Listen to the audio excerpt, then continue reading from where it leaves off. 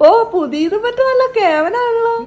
എന്തിനാ ഇറക്കം ഇറക്കം എന്ന് എല്ലാരും ചോദിച്ചില്ലേ. 36 ഇഞ്ചിന്റെ തുണിയാണെങ്കിൽ മൊബൈൽ ഇട്ടോണ്ട് പറഞ്ഞിട്ട് പോകുള്ളൂ. അപ്പൊ ഈ എഗ് വൈറ്റ് ലിക്വിഡ് കൊണ്ട് ഒരു ഓംലെറ്റ് ഉണ്ടാക്കാം. പിന്നെ ഞാൻ പറഞ്ഞില്ല, എല്ലാം നമ്മൾ വിചാരിക്കുന്ന പോലെ നടക്കണമെന്നില്ല, അതാണ് നമ്മുടെ ആഗ്രഹം. അപ്പൊ പഴയകാല തൊട്ടിലൊരു ഓർമ്മയാവും ചിലപ്പോൾ. അതെ അതെ അതെ.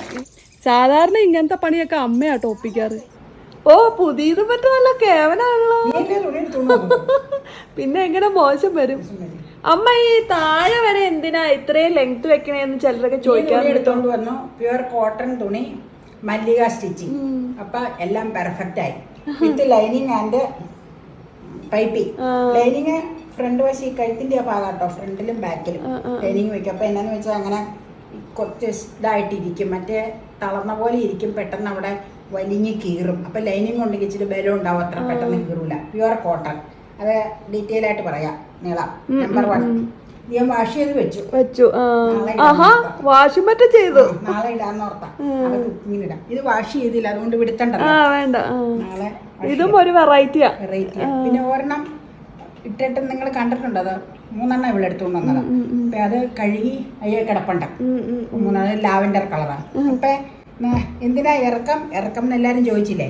ഇതും ദേ ഇത്രയും നല്ല ലെങ്തിൽ തയ്പ്പിച്ച് നൈറ്റി. അതേ നോക്കാം, തയ്പ്പിച്ച് നൈറ്റിയാ. 1-2 കഴുകി കഴിയുമ്പോ കോട്ടൺ തുണി ചുരുങ്ങും. അപ്പൊ തയ്പ്പിക്കുമ്പോ മാക്സിമം ഇറക്കം കിട്ടോളാൻ പറയും. കാരണം 36 ഇഞ്ചിന്റെ തുണിയാണെങ്കിൽ 3.5യും 44 ഇഞ്ചിന്റെ തുണിയാണെങ്കിൽ 3.25 എടുക്കും. അത്രയും ആവശ്യമില്ല ഇത്രയും ഇറക്കം വേണ്ടെങ്കിൽ. പിന്നെ ചുരുക്ക സഫീഷ്യന്റ് ആയിട്ട് ചുരുക്കിടിക്കുന്നേ. റെഡിമെയ്ഡ് നൈറ്റികൾക്കൊക്കെ ഇച്ചിരി അതിലെ ഇതിലേയും ചുരുക്കായിരിക്കും. ഇത് കണ്ടോ, ബാക്കിലെ ചുരുക്കം, ഫ്രണ്ടിലും അതുപോലെ തന്നെ ഫ്രണ്ടിലും. പിന്നെ പൊക്കമുള്ള ആളാകുമ്പോ എനിക്ക് ഇത്രയും ഇറക്കത്തിൽ വേണം. അപ്പൊ ഇവരെന്നോട് പറയാറുണ്ട്, ഫ്രോക്ക് നൈറ്റി മുട്ടിന് താഴെയുള്ളത് ഇടാൻ. ഇപ്പൊ ഏതായാലും ഇടാൻ എനിക്ക് താല്പര്യമില്ല. ഇനിയല്ല രോഗാവസ്ഥയോ എന്തെങ്കിലുമൊക്കെ വന്ന് നമ്മൾ ഒന്നും കടത്തി പറയാൻ പാടില്ല, ഉപയോഗിക്കൂല എന്നാ. വന്നു കഴിഞ്ഞാൽ ചിലപ്പോൾ ഇടേണ്ടി വരും. ആ ഇപ്പോഴത്തെ കണ്ടീഷനിൽ ഈ രീതിയിൽ പോകാനാ താല്പര്യം. പിന്നെ എല്ലാം ദൈവം നിശ്ചയല്ലേ, നമുക്കൊന്നും പറയാൻ പറ്റൂല. ഒരു ഷർട്ടൊക്കെ ഇട്ടാലോ? അപ്പയുടെ ഇഷ്ടം പോലെ ഇവിടെ ഇരിപ്പുണ്ട്. പഴയ കോട്ടൺ ഷർട്ടുകൾ, നേച്ചർ ഷർട്ടുകളാ. അതൊന്നും ഞാനിടില്ല. എനിക്ക് ഷർട്ട് ഉണ്ടെങ്കിൽ ഞാൻ പുതിയത് തയ്പ്പിച്ചിടും. പണ്ടത്തെ കാലത്ത് ലുങ്കിൻ ഷർട്ടും പെണ്ണുങ്ങൾക്ക് വേഷം ഉണ്ടായിരുന്നു. പക്ഷെ അന്നൊക്കെ ഞാൻ ഉടുപ്പിട്ടോണ്ട് നടക്കണ കാലഘട്ടാട്ടോ. ഞാൻ വെറുതെ പറഞ്ഞതേ ഉള്ളൂ. അപ്പൊ അങ്ങനെ. പിന്നെ ഇറക്കം കുറഞ്ഞ ഇത് മതിയെങ്കിൽ 3 മീറ്റർ മേടിച്ചു കഴിഞ്ഞാൽ കറക്റ്റ് ആയിരിക്കും.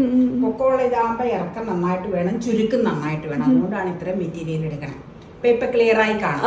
പിന്നെ പലരും സ്റ്റിച്ചിങ് ചാർജ് ചോദിക്കുമ്പോ ലൈനിങ് പൈപ്പിങ് എല്ലാം പുള്ളിക്കാരി സ്വന്തമായിട്ട് എടുത്താ വെക്കണത്. പൈപ്പിങ് അതനുസരിച്ചുള്ള പൈപ്പിംഗ് ഞാൻ പറയുള്ളൂ. അപ്പൊ മാച്ചിങ് ഉള്ളത് അങ്ങ് വെച്ചോളും. അപ്പൊ അതനുസരിച്ചുള്ള ഒരു റേറ്റ് പറയും, ആ റേറ്റ് അങ്ങ് കൊടുക്കും. അങ്ങനെയാണ്. പല വർഷങ്ങളായിട്ട് തയ്ക്കുന്ന ആളാണ് കേട്ടോ. ഇതിലേതാ നിങ്ങൾക്ക് ഏറ്റവും ഇഷ്ടപ്പെട്ടത് പറയാട്ടോ? അതൊരു വെറൈറ്റി കളറാണ്. അതൊരു വെറൈറ്റി ആയതുകൊണ്ട് ഞാൻ ആ കളർ എടുത്തത്. ഏതാണ്ടൊരു കളർ ചേഞ്ച് ഉള്ളത് ഞാൻ പണ്ട് കിട്ടിന്ന് എടുത്തായിരുന്നു. ഈ പണി തുടങ്ങിയപ്പോ ഞാൻ അങ്ങോട്ടൊന്നും പോകുന്നില്ല. അതാ കുഴപ്പം. പോക്കറ്റും മറ്റേ ഉണ്ട്. പോക്കറ്റ് ഉപയോഗിക്കുക. അത് എന്തിനാന്ന് വെച്ച് കഴിഞ്ഞാൽ അത് അപ്പയുടെ നിർദ്ദേശമാണ്. പോക്കറ്റ് വേണമെന്ന് മൊബൈൽ ഇട്ടോണ്ട് പറഞ്ഞിട്ട് പോകുള്ളൂ. കാരണം ഏതെങ്കിലും കോള് വന്നു കഴിഞ്ഞാൽ അറിയാൻ പെട്ടെന്ന് അതിനെടുത്ത് വിളിക്കാൻ. കൈ പിടിച്ചോണ്ട് നടക്കാൻ പറ്റൂലല്ലോ. താഴെ വീഴരുത്. പോക്കറ്റിൽ നിന്ന് മറ്റേ താഴെ 1-2 പ്രാവശ്യമൊക്കെ വീണിട്ടുണ്ട്.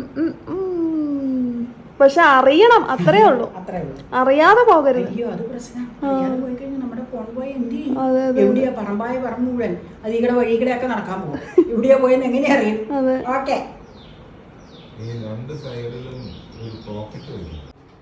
ഇനി അമ്മയ്ക്ക് മുട്ട വെള്ള മാത്രമായിട്ട് പൊട്ടിച്ച് കഷ്ടപ്പെടണ്ട.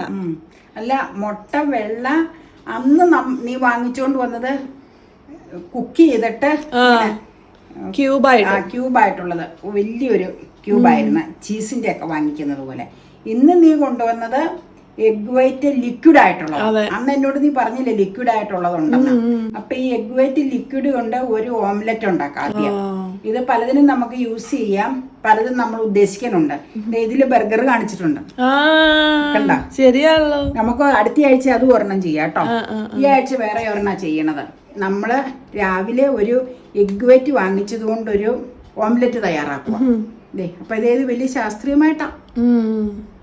ഇരിക്കുന്നതൊക്കെ. അപ്പം ഇതിൽ എഴുതിയിരിക്കുന്നത് ഇതിൽ തന്നെ സൂക്ഷിക്കുക എന്നുള്ളതാണ്. ഒരു പക്ഷേ ഞാൻ നാളെ ഇതൊരു കുപ്പിയിലേക്കാക്കി മാറ്റാൻ സാധ്യതയുണ്ട്. ഇതിൽ നിന്ന് എടുത്ത് അത് എങ്ങനെയാണെന്ന് നോക്കട്ടെ. ഏതായാലും ഇപ്പം നമ്മൾ പൊട്ടിക്കാതിരിക്കുമല്ല. അപ്പം ഇതിൽ തന്നെ സൂക്ഷിച്ച് വെക്കാന്നാണ് ഇവർ ഇതിൽ എഴുതിയേക്കണത്. അപ്പം നമുക്ക് എടുക്കാം. ഇതിൽ കൊടുത്തിട്ടുണ്ട് 2 ടേബിൾ സ്പൂൺ എന്നുള്ളതാണ് 1 ലാർജ് എഗ്ഗ്. അപ്പോൾ കുറച്ചെടുത്താൽ മതി. അതല്ല, ഞാനിത് വലിച്ച് തുറന്നാൽ ഇതെങ്ങനെയാണെന്നുള്ളത് പോരുമോന്നുള്ളത് ഞങ്ങൾ വളരെ കഷ്ടപ്പെട്ടാട്ടോ അതിന്റെ സീലൊക്കെ പൊട്ടിച്ചത്. ഇനിയിപ്പോ വേണമെങ്കിൽ നമുക്കൊരു കുപ്പിയിൽ മാറ്റാം, അതായിരിക്കും നല്ലത്. മതി 2 ടേബിൾ സ്പൂണാ. അത് ടേബിൾ ആയില്ല, ഇത് ടേബിൾ അല്ല, ഇത് ടേബിളിനും ടീസ്പൂണിനും ഇടയ്ക്കുള്ള സ്പൂണാ. ടേബിൾ എന്ന് പറഞ്ഞാൽ വലുതാ. ഇത്ര വെച്ചിട്ടുണ്ട്. മതി. അപ്പനെ കാണിച്ചു കൊടുക്കാം ഈ മോഡലിൽ ഇരിക്കണതേ. ഇത്രയും ധാരാളം മതി. തൽക്കാലം ഇതുകൊണ്ട് അടച്ചു വെക്കാം. അതിനി വെക്കണ്ട, അത് വെക്കാൻ പറ്റൂല. ഇങ്ങനെ എടുത്തത് കൊണ്ടല്ലേ. അല്ല വെക്കാൻ ചെലപ്പോ അത് ഉള്ളിലേക്ക് ഇറങ്ങിപ്പോ. ഇല്ല, ഒരു ലോക്കുണ്ട് അവിടെ. നോക്കട്ടെ കേട്ടോ, നോക്കട്ടെ ലോക്കാണോ. പെപ്പർപ്പൊടി ഇട്ടോ കേട്ടോ. ഉള്ളിയൊന്നും ഇടണില്ല കേട്ടോ. അതൊന്നും വേണ്ട, പെപ്പർപ്പൊടി ഇട്ടോ. അതെപ്പോഴും ആവശ്യം. പെപ്പർ എപ്പോഴും നല്ലതാണ്. നമ്മൾ പൊടിച്ചതല്ല കേട്ടോ, ഇതാ വാങ്ങിച്ച പൊടിയാ. ഇനി നന്നായിട്ട് അങ്ങ് ബീറ്റ് ചെയ്തോ. അല്ല, കൈ വീട്ടിക്ക്.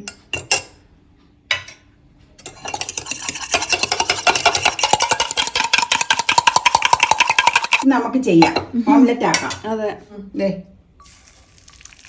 പദം വന്നല്ലോ.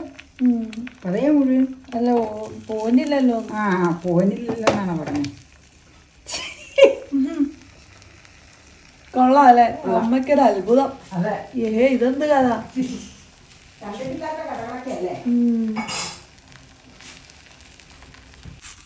ആഹാ, മറ്റേ ഇതും കണ്ട ഒന്ന് ചെയ്തത് തിരിച്ചത്.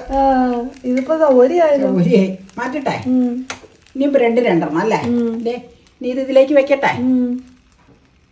അത് ഉപയോഗിക്കണോ? പ്ലേറ്റിലേക്ക് അങ്ങ് വെച്ചാ പോരെ? പ്ലേറ്റിട്ടോ. ശരിയാ. വെറുതെ ഈ പാത്രം മുഴുവൻ ഉപയോഗിക്കണ. അല്ല, ബ്രെഡ് മുറിക്കാൻ ഇത് വേണ്ടേ? ഏതാ ബ്രെഡ് മുറിക്കാൻ വേണ്ടേ? ഇത് മതി. ഞാൻ ഇത് പ്ലേറ്റിട്ട് മാറ്റാം. വേഗം മാറ്റിക്കോ, അത് കഴിഞ്ഞു പോകും. മാറ്റുവാ. ഇതിലേക്ക് വെക്കുവാണോ? ഇതേ ഇന്നത്തെ ബ്രേക്ക്ഫാസ്റ്റാ. ഇനി കഴിച്ചു പോരാ കേട്ടോ.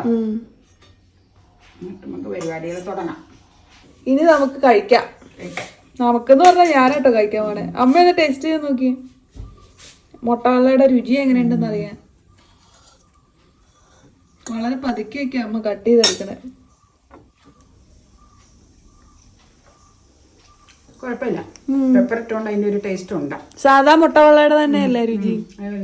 1 വീക്ക് വെക്കാവോന്ന് പറഞ്ഞിട്ടുണ്ട് പൊട്ടിച്ചു കഴിഞ്ഞാൽ. 0 പ്രിസർവേറ്റീവ് എന്ന് അതിൽ എഴുതിയിട്ടുണ്ട്. കഴിച്ചു.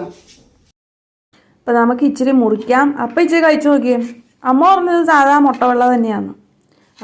എന്നാലും നമ്മൾ സാധാരണ എടുക്കില്ലേ, അതേ രുചി തന്നെയാന്നാ പറഞ്ഞത്.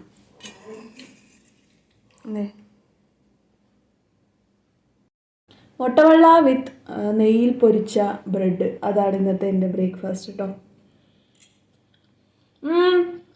അത് തന്നെ, നമ്മൾ മുട്ട പൊട്ടിച്ചെടുക്കില്ലേ വെള്ളം, സെയിം ടേസ്റ്റ്, ഒരു വ്യത്യാസമില്ല.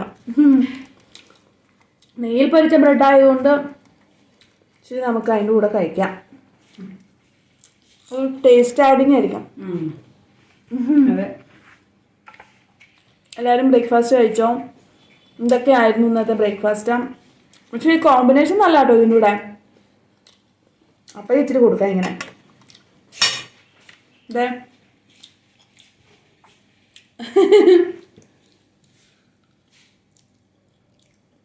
എങ്ങനെയുണ്ട്? നല്ല കിരീരുമല്ലേ ബ്രെഡ്, അത് കാരണം നല്ല രസമാണ് അതിൻ്റെ കൂടെ കേട്ടോ. കോമ്പിനേഷൻ നല്ല.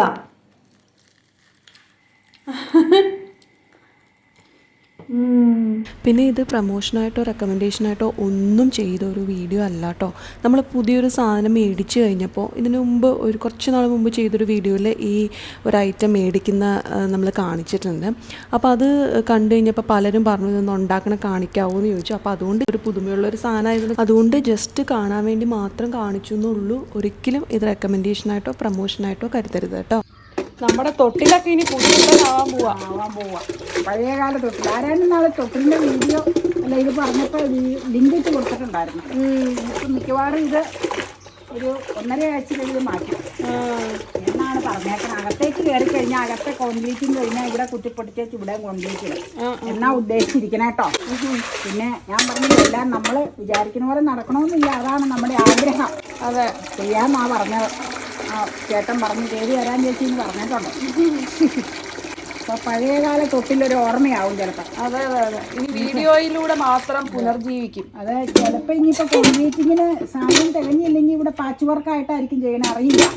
മെയിനായിട്ടുള്ള കോൺക്രീറ്റിങ് നടത്തും വർക്ക് ഏരിയയുടെ ആകാം. നിലത്ത് ബാലൻസ് ഉള്ളതും കൊണ്ട് എങ്ങനെയാണെന്ന് വെച്ചാൽ ചിലപ്പോൾ പോളിഷിലായിരിക്കും ഇടുന്നത്. എനിക്കറിയില്ല എങ്ങനെയാണ്. ഇടയ്ക്കിടയ്ക്ക് പഴയ വീടുകളാകുമ്പോൾ പാച്ച് വർക്കുകൾ വരുമല്ലോ. അപ്പോൾ പിന്നെ ഇവിടെ അടുത്തുള്ള ചേട്ടനാകുമ്പോൾ വിളിച്ചാൽ വരുകയും ചെയ്തോളും വർക്കിന്. ഓക്കെ, ചൂട് എങ്ങനെയുണ്ട്? അയ്യോ ഓർപ്പിക്കല്ലേ, തല കറങ്ങും. അതിലെ വെള്ളം ഒഴിച്ചതാ മൾബറി, ബ്രസീലിയൻ മൾബറി. ആ കണിക്കൊന്ന അതും ഉങ്കനായിട്ട് വന്നിട്ടുണ്ട്. ഉങ്കൻ, അത്തി ഉങ്കൻ. വെയിലത്തേക്ക് വരണം, ഞാൻ വെയിലത്തേക്ക് വരാം. ഞാൻ ഓടും വെയിൽ വരുമ്പോ. നീ ഒരെണ്ണം മേടിക്കാറായി എനിക്കത്. അടി മുഴുവൻ തേഞ്ഞു തേഞ്ഞാ ടൈലിന്റെ പുറത്തരിച്ച് അടിച്ച് തേഞ്ഞു പോയതാ. ഈ കുര്യാക്കോ ചേട്ടനെ വിളിക്കണം. സാധാരണ ഇങ്ങനത്തെ പണിയൊക്കെ അമ്മയാട്ടോ ഒപ്പിക്കാറ്. അതെ, അമ്മയുടെ ചില ഐഡിയ ഒക്കെ കണ്ടുപിടിച്ചെന്ന് തോന്നുന്നു. ആ അതെ അതെ അതെ അതെ, മുട്ടപ്പഴം കണ്ടോ, മുട്ടപ്പഴം നമ്മൾ പ്രഷ്യസ് ആയിട്ട് കാത്തു സൂക്ഷിക്കുന്നതാ. അതെ അതെ, വെയിലത്തുനിന്ന് മാറിക്കോ, നല്ല ചൂടാ. മാറുക. കിളികളാണെങ്കിൽ ചിലച്ചങ്ങനെ നിൽക്കണം. രാത്തെങ്ങും കൂമ്പൊടിഞ്ഞു പോയത്. ഈ സപ്പോട്ടയിൽ മുഴുവൻ കിളികളാണ്. അത് കിളികൾക്കുള്ളതാണല്ലോ, അത് ഒരെണ്ണം പോലും നമുക്ക് തരില്ല. ആത്തുകുട്ടി കൊണ്ടിവിടെ വന്നപ്പോൾ പറഞ്ഞാൽ അവിടെ സപ്പോട്ട നട്ടേക്കണം, ഒരു സപ്പോട്ട മരം മുഴുവൻ കിളിക്ക് കൊടുത്തേക്ക് പോകണം. ഇവിടെ അത് തന്നെയാന്ന് അപ്പോൾ ഉറങ്ങണം, ഇവിടെ അത് തന്നെയാണ് മോനെ കൊടുത്തേക്കണേന്ന്.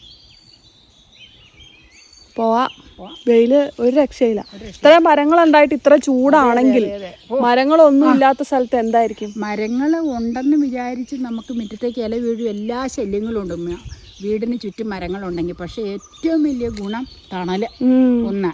2, കാറ്റിൽ നിന്ന് നല്ല പ്രൊട്ടക്ഷൻ കിട്ടും വീടിന്. അത് ഈ ഓടിട്ടൊക്കെ വീടാകുമ്പോൾ കാറ്റ് വന്നു കഴിഞ്ഞാൽ നമുക്കൊന്നും പറയാൻ പറ്റൂല. വാർക്കയാണെങ്കിൽ അത്രയും പ്രശ്നമില്ല. പക്ഷേ അതിലേക്ക് മരം മുറിഞ്ഞു വീഴാതിരിക്കുന്ന കൊമ്പുകളൊക്കെ മാറ്റിക്കണം, അല്ലെങ്കിൽ പിന്നെ വലിയ കാറ്റ് പിടിച്ചു കഴിഞ്ഞാൽ പ്രശ്നം. അപ്പോൾ കാറ്റിന് നല്ല പ്രൊട്ടക്ഷൻ ഉണ്ട്. പിന്നെ ഒരു ഏരിയ മൊത്തം നമുക്ക് പാടാല്ലേ, ഒരു സൈഡ്. അപ്പോൾ അവിടെ നിന്ന് ഡയറക്റ്റ് കാറ്റ് വരുമ്പോൾ കാറ്റിന് ഈ മരങ്ങളെല്ലാം തടഞ്ഞു നിർത്തും. എന്നിട്ട് നേരിയ രീതിയിൽ വീട്ടിലെ അങ്ങനെ ലേശി അടിച്ച് പോകും. അങ്ങനെയൊക്കെയാണ് പരിപാടികൾ. ഓക്കെ, മരങ്ങളുള്ളതുകൊണ്ട് വലിയ അനുഗ്രഹം. അതുപോലെ തന്നെ മുറ്റത്ത് കരികിലേയും വീഴും. അത് നമ്മളിപ്പോൾ യൂസ്ഡായി. അതെ, നീ ഓടിക്കോ. പോരെ, ഏഹേ ഓടിക്കോന്ന് പറഞ്ഞപ്പോ ഇത്രയും ഫാസ്റ്റ് ആണെന്ന് പ്രതീക്ഷിച്ചില്ല. ദേ മാങ്ങ ഉണ്ടായി കിടക്കണത്. അത് കണ്ടേ താന്നു വന്നു തുടങ്ങിട്ടോ. ശരിക്കും വലുതായി കഴിയുമ്പോൾ ഒരുപാട് കൊമ്പിങ്ങ് താന്നു വരും. മഴ പെയ്യാത്തോണ്ടേ ആ പൂ മൊത്തം പിടിച്ചു. നല്ല രസമല്ലേ? മാങ്ങ വീഴണ്ട, എന്നാലും പിടിച്ചു. കേടാ മാങ്ങയ്ക്കെങ്കിലും ഇങ്ങനെ വീണ് കിടക്കണം, അല്ല ഉണ്ടായി കിടക്കണം, നല്ല രസമാണ്. ഇനി വെയിറ്റ് അനുസരിച്ച് ഇങ്ങനെ തൂങ്ങി വരും, നല്ല ഭംഗിയത്. പണ്ട് താഴത്ത് ഇപ്പറേ വശത്ത് വേറെ കൊമ്പുള്ളപ്പോൾ മുട്ടി മുട്ടി വരുമായിരുന്നു. നിന്റെ കുഞ്ഞിലെ ഫോട്ടോയില് ഇങ്ങനെ എത്തിപ്പിടിച്ചോണ്ട് നിൽക്കണേ. അതെ അതെ അതെ, പടമുണ്ട്, ചെറുതായിരുന്നു കുടിപ്പിട്ടോണ്ടിരിക്കുന്ന പടം. അപ്പൊ ഈ വെയിലത്ത് സ്കൂട്ടറിൽ പോണത് ഒരു ടാസ്ക് തന്നെയാ. ഉച്ചക്കാണോ പോണേ?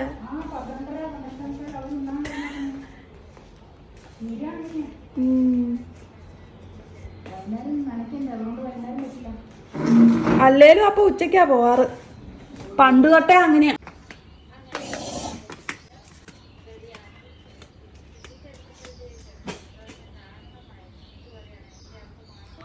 ഉണങ്ങിയോ?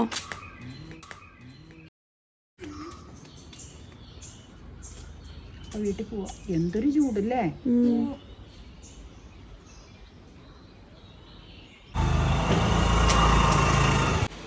മഴ പെയ്യുമെന്ന് പ്രതീക്ഷയുണ്ടോ? നല്ല ഉഷ്ണമുണ്ട്, ഇടിമുഴക്കമുണ്ട്, നേരിയതായിട്ട് തൂളിക്കൊണ്ടിരിപ്പുണ്ട്. കഴിയുവാണെങ്കിൽ നല്ല ഇങ്ങനെ തൂളിയാൽ നമുക്ക് ചൂട് കൂടും, കണ്ടമാനം ചൂടാവും. ഒന്ന് പെയ്താൽ നല്ലതായിരുന്നു അല്ലേ. പണി നടന്നപ്പോ ഒന്നും പെയ്തില്ല. അന്നേരം പെയ്യുമായിരുന്നെങ്കിൽ അപ്പഴേക്കും ഗുണകരമായിരുന്നു, ഒരു നന ഒഴിവായനെ. ഡെയിലി കാലത്തും വൈകുന്നേരം നന എന്ത് മാത്രമായിരുന്നു, എത്ര ഏരിയായിരുന്നു. കഴിഞ്ഞല്ലോ ഏതായാലും. കണ്ടോ, ചെറുതായിട്ട് നനഞ്ഞിട്ടേ ഉള്ളൂ, കാര്യമായിട്ടൊന്നും പെയ്യുന്നില്ല.